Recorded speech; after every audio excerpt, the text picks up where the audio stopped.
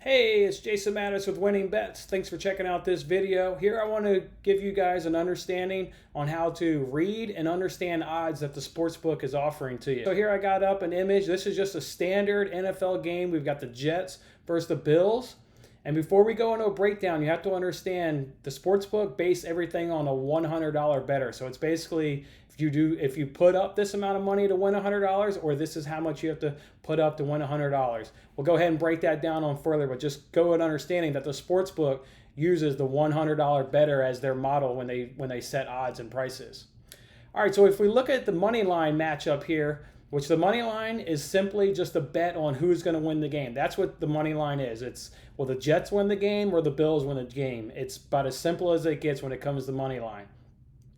You can see when we look at the money line bets, the number with the plus symbol in front of it, that means how much money you'll win on a $100 bet.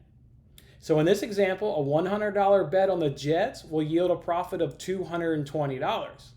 On the other side, anytime you see odds with the dash, with the dash in front of the number after it is the amount of money you have to risk to win $100.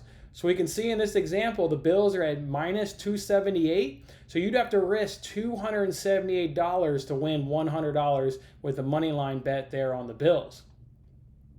So you can tell that the return on your investment is going to be significantly greater with the Jets, then that's going to be the underdog here in the example. It's all in terms of you put up the least amount of money, you obviously want the bigger return, but that will mean that team has a less probability to win the game in the eyes of the sportsbook. So they'll give you more of a greater return if you're willing to bet that scenario that the Jets here will win that game. So that being said, the team with the plus symbol is always going to be the underdog, and the team with the minus symbol is always going to be the favorite. So it's an easy way there just to identify, favorite versus underdog. So if we move on to point spread, this is the way that the sportsbook sets the match evenly. We can see from the money line that the sportsbook doesn't, this is not an even matchup because the Bills are a much bigger favorite as opposed to the Jets. But here, once we go down to the point spread, this is where the sportsbook will make it even. They've set the point spread at 6.5. So they think the Bills are almost a touchdown favorite over the Jets. So let's break that down a little bit farther for you. So what we're saying here is we've got Jets at plus 6.5.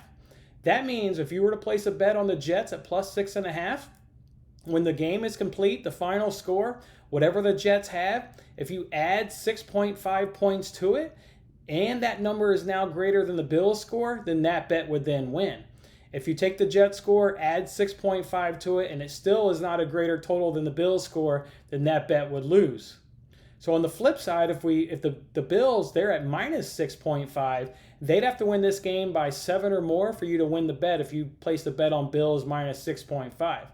As you can see, the odds there, they're both minus 110, and that's because, again, what I said is the sportsbook has made this now an even matchup by utilizing a point spread, so the odds are going to be the same. Doesn't matter if you bet it on the Jets or the Bills, because the sportsbook thinks that most likely each of the side has the same probability of winning due to the point spread. Sometimes you'll see at a sportsbook they may do one side minus 110, minus 115, but as a standard rule, the numbers will either be the same in terms of odds or they'll be slightly different. Like I said, at minus 110 or minus 115, you won't see a minus 110 and a minus 150 on a point spread. There won't be that great of a spread. You'll just be by a few points or so. If we move on to total points for a game, which is another common bet that you'll see, total points is just simply that. It's the total points scored in the game. So here you can see the example. The sports books had said that there will be 40. They've set it at 40.5. So if you think this game's going to have 41 points or more, you would bet the over 40.5. If you think this game's going to have 40 points or under, you would bet the under 40.5. And this is simply just when the game is over, add up the points and see where the number falls. Is it above or below, over or under 40.5? And again, you can see it doesn't matter which side you're on, the odds are at minus 110 because the sportsbook has determined this is the value we think is a fair, even amount at 40.5.